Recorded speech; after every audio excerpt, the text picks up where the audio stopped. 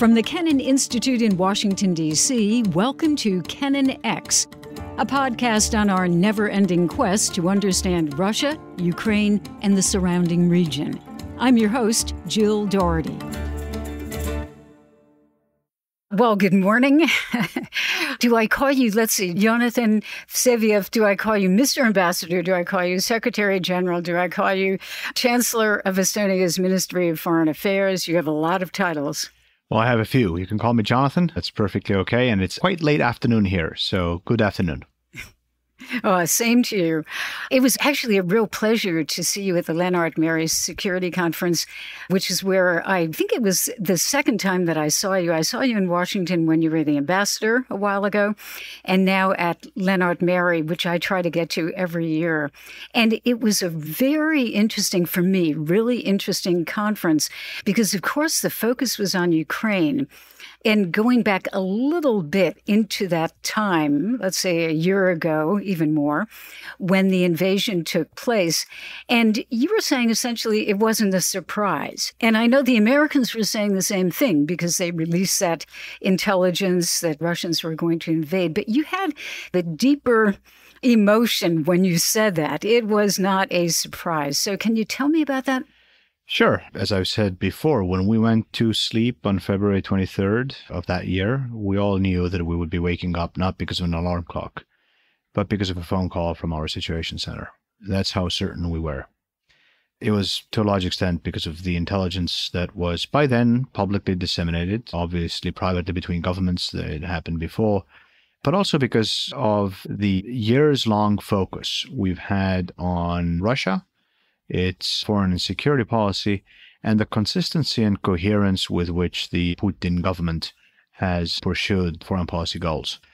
All of this made strategic sense to us. And when we started receiving the intelligence from our allies, we put that together with the intelligence that we ourselves had and put that together with the strategic picture that we knew we were headed towards war. And unfortunately, we were proven right. I was thinking as I was at the conference, and it felt very actual being there, that here you have Estonia, nation of 1.3 million people, right on the border with Russia. And it's been that way for many years. But how does a nation of that size survive and now, I would say, flourish right on that border? What is your political strategy, would you say? Well, not just for many years. We've lived next to Russia for as long as there has been a Russia. So it's a factor. It's nothing new, nothing surprising for us. So we focus and we prepare. That's what we do. It doesn't surprise us. It doesn't shock us. It's nothing out of the ordinary. We've always had to deal with a neighbor that is 100 times bigger than we are. And certainly since 1991, we've had a formula that has worked. We work hard to never be alone again. Comes directly from the lessons that we took from the 20th century, when we did find ourselves to be alone after the Molotov-Ribbentrop Pact, when the Nazis and the Soviets became allies, and we found ourselves between two totalitarian regimes that had divided up Eastern Europe between themselves. There was no one to turn to. So never be alone again has always been pillar number one in our foreign and security policy. And secondly, not fighting is not the safer option. We learned that because of the same lessons. In 1939, 1940, when we were presented with an ultimatum by the Soviets, we decided to buy time, to allow the Red Army into our country and postpone fighting a war for as long as we possibly could. What happened was that we had to fight the war in foreign uniforms with unspeakable crimes committed against us and others on our soil, and us losing 50 years of our history. So since 1991, we've been focused on two things: never alone again, and preparing to make sure that we communicate clearly that we will not go quietly again. That has helped us to be above 2% of the GDP defense spending-wise. That policy took us to NATO and the European Union, but also every other institution there is. We have become the most integrated nation in our region. We're a member of everything: the OSCE, the OECD, the Eurozone, the Schengen area, free movement, you name it, we're a part of it. Not only because of economic interests or narrow interests that relate to these particular organizations, but also because of a strategic understanding that we need to make sure that as a country of 1.3 million, we never find ourselves in a position we found ourselves in back in 1940. We've also worked hard to contribute to building a Europe that would be fundamentally different from the Europe of the past. A Europe that is united in the European Union and in NATO with the Americans and other transatlantic allies, part of the security construct here in the European continent. We've worked hard to strengthen those two organizations, both as institutions, as political bodies, but also with regard to their presence in the Baltic region, their presence in Estonia. We've brought allies here. We try to bring as much international activity to Estonia, political, economic, and military, all of it informed by the same consideration, never alone again. And now you have really Europe transformed. I mean, you have obviously a war taking place on the soil of Europe. You have NATO expanding with Finland and probably Sweden.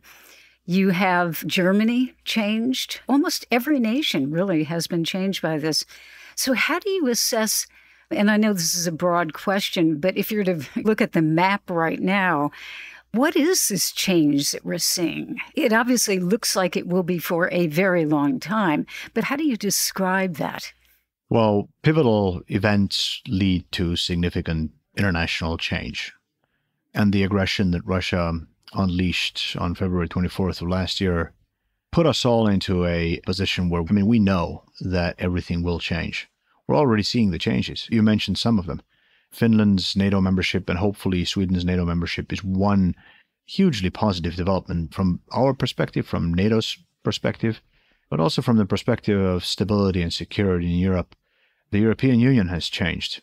We have talked about our desire to be a strategic player, not only in the economic sphere, but also in the political sphere. And I think only now are we seeing, because of this war and during this war, we're seeing the European Union act in truly strategic ways. This is not to argue that we're perfect. We're obviously not. There are a number of things where we need to and will improve as a strategic actor, but we certainly have found ourselves as the European Union in the foreign policy domain. So a lot of things have already changed, but we're not through those changes yet. Everything will depend on the outcome of the war.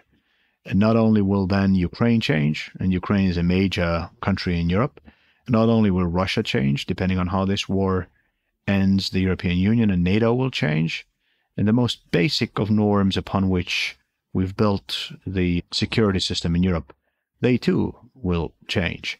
So I think we're going to live in a different Europe and in a different world from the one we inhabited on February 23rd of last year. That's why we're so focused on this war. It's not the geographic proximity that makes the war in Ukraine so important to us. It is perhaps because of the small size of the country, we are more immediately exposed to major strategic changes like the ones we're about to witness. And it is in our core national security interests to ensure that at the end of this war, we establish as the base, or re-establish rather, as the basic norms of international life in Europe, those core principles that revolve around territorial integrity and sovereignty, this notion that aggression is illegal and unacceptable and discredited as a tool of statecraft. All of these things are extremely practical and have a direct impact on security for us, as well as stability in all of Europe. So yes, things are changing, but the only thing that matters at the end of the day is the way this war ends. And speaking of Estonia itself, I know you have a lot of refugees coming from Ukraine. I think the figure that I saw, 3% of your population now is Ukrainian. Is that correct? It is actually slightly above that. But yes, Really? In general, we have received a very significant number of refugees from Ukraine. So just focusing on Estonia for a second here, what would you say are the biggest direct influences on your country because of the war? Well, you mentioned the people, and it's obviously that we're feeling the economic effects of the war, as is much of the world. We're feeling it's perhaps more indirect, but because of the war, our people have recognized the necessity of investing more towards our defense. As I said, we were already significantly above the NATO agreed 2% benchmark. We're now solidly above 3%. So quite a significant jump in the context of the economic situation we're in. We're working on security and foreign policy. I mean, it's normal for people like myself, my colleagues here in the Ministry of Foreign Affairs or the Ministry of Defense or the Armed Forces to focus on security on a daily basis. That's why we've been hired. But it's the parliament, the government, the media, the civil society writ large that has been thinking about and discussing foreign and security policy since before February 24th, actually, almost on a daily basis. It's on most days, front page news and top items on the nightly news shows. So that's been the effect. I sometimes hear of people tiring. I do not sense that here in Estonia, not to the slightest. And I didn't sense that in Ukraine when I was there last or when I was there before during the war. I don't sense it. I think people here obviously feel the difficulty, but we also understand what is at stake. And no matter how difficult it may be today, we also understand, because of the proximity to our past, we understand the importance of what is at stake. And we understand perfectly well that if we allow it to become the norm, that a larger state can violate its smaller neighbor's borders, can dictate through the use of arms to its smaller neighbor what kind of foreign and security policy it can have, if a larger state can decide whether its smaller neighbor gets to exist, not only as a state but as a nation, if those things become the de facto norms of international life, then we're in for a rough ride. And not just us here on the periphery of Europe, but I suspect all of us. So the fact that we are focusing as much as we are on this war is the biggest change, the biggest effect. And if you look, let's change the focus just a little bit to Russia, the aggressor, with those principles that you're talking about. They believe that Ukraine is not a country. They believe that they can simply take it over, and the other violations that you've talked about. So if we look at Russia itself, I'm presuming that you would argue, at least under Putin, it always has been that way, or is that what you're saying? And how would you assess right now the stability of the Putin regime? Well, yes, the foreign and security policy that Moscow has pursued has been strikingly consistent with what they have said and with what they have done before. So strategically, very predictable, very predictable. And they haven't hidden any of this. Given speeches on this, they've written public strategies. They've conducted their policy with no shame whatsoever.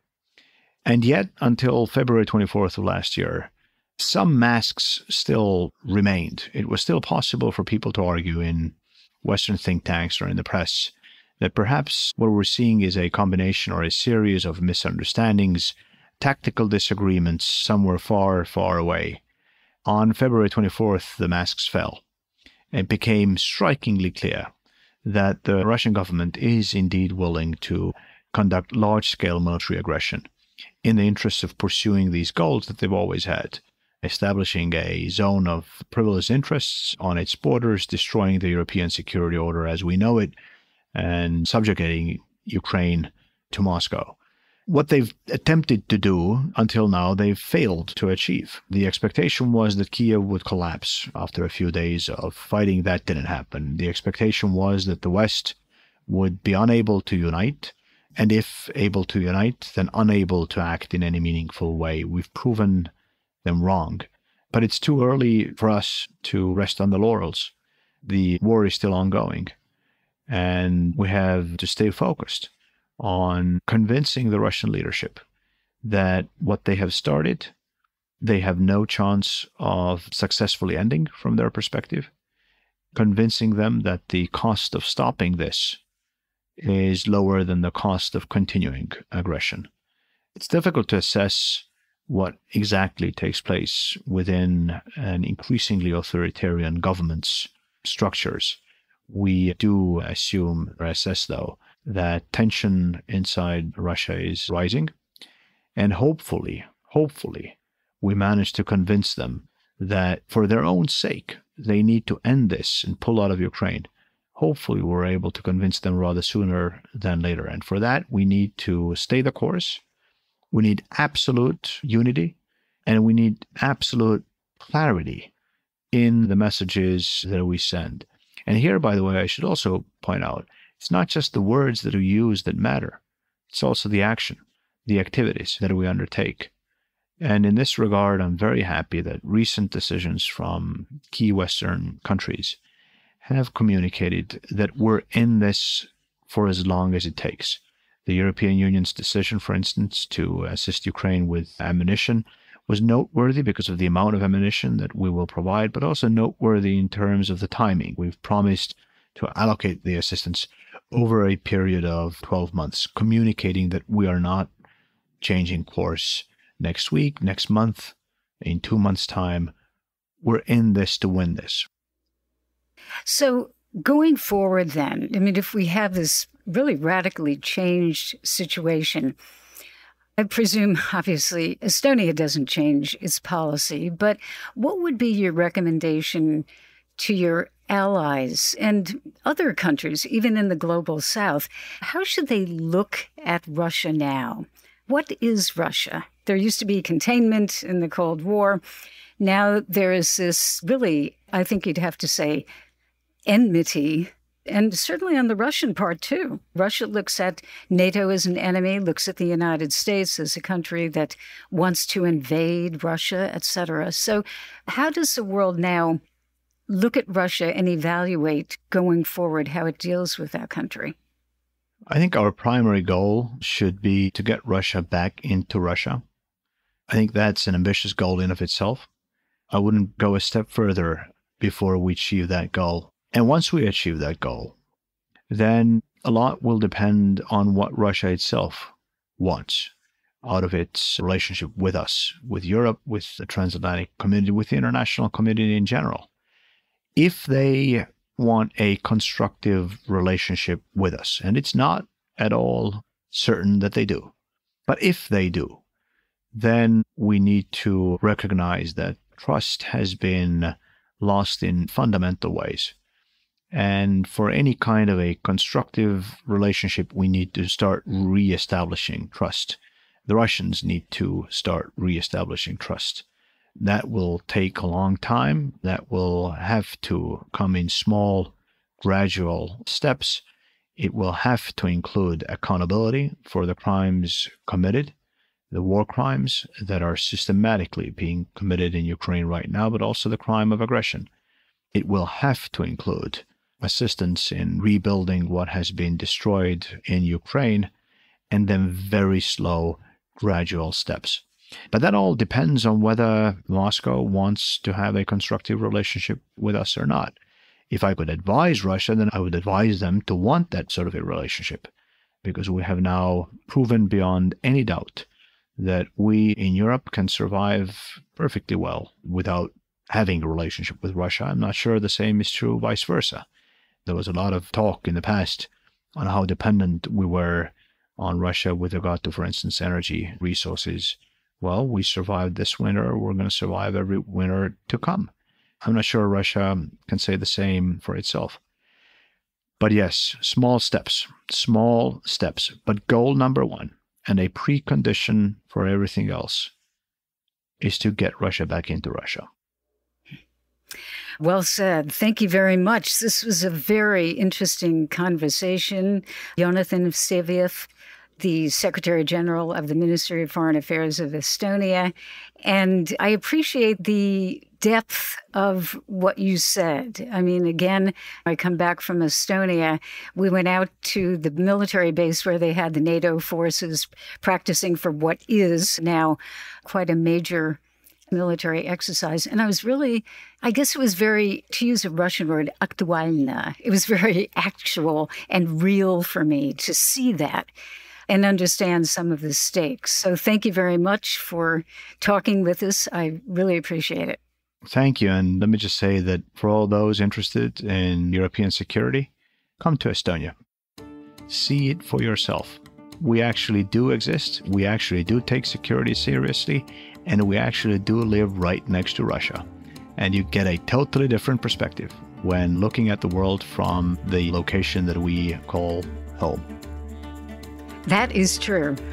I second the motion. Thank you very much. Thank you, Jill. Kennan X is a product of the Kennan Institute at the Woodrow Wilson International Center for Scholars in Washington, D.C. It's the Wilson Center's oldest program, founded in 1974 by George F. Kennan, American statesman, James Billington, historian and former Librarian of Congress, and historian S. Frederick Starr. Inspired by them, the Kennan Institute's mission is to improve America's understanding of Russia and the wider region. Thanks for listening.